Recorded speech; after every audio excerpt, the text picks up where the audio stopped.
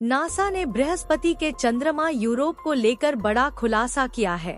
NASA के Juno spacecraft से मिले डेटा के आधार पर बताया गया है कि यूरोप पर जीवन की संभावनाएं बड़ी कम है। इस उपग्रह पर ऑक्सीजन बहुत कम उपलब्ध है, हालांकि इसकी सतह के नीचे पानी मौजूद है। बृहस्पति ग्रह के सबसे बड़े चंद्रमाओं में से एक यूरोप को लेकर नासा ने बड़ा खुलासा किया है। अभी तक यह उम्मीद जताई जा रही थी कि इस उपग्रह पर पृथ्वी की तरह जीवन मौजूद हो सकता है।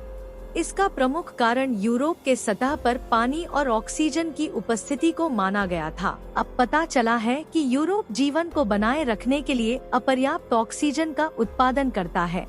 बृहस्पति की परिक्रमा करने वाले नासा के जूनो अंतरिक्ष यान के हालिया आंकड़ों से पता चलता है कि अगर इस चंद्रमा में कुछ छिपा है तो उसमें ऑक्सीजन की कमी हो सकती है।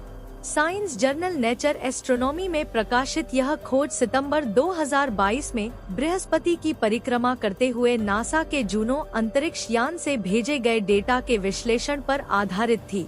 प्रिंसटन यूनिवर्सिटी में जेमी सजाले और उनकी शोध टीम ने निष्कर्ष निकाला कि चंद्रमा की सतह प्रचुर मात्रा में हाइड्रोजन छोड़ती है, लेकिन यह प्रति सेकंड केवल 18 किलोग्राम ऑक्सीजन पैदा करती है।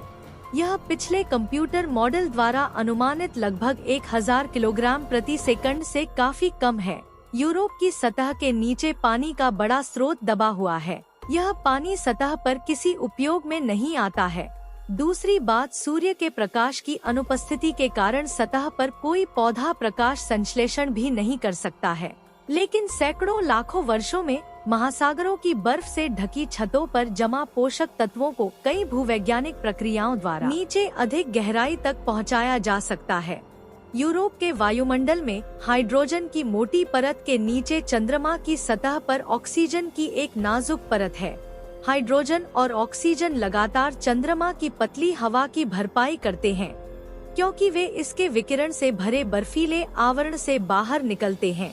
इसने अपने छोटे से मार्ग के दौरान 100 मिलियन परमाणुओं की गणना की। चंद्रमा की सतह पर कितने ऑक्सीजन का नुकसान होता है और फिर इससे पैदा होने वाली ऑक्सीजन की मात्रा निर्धारित की गई।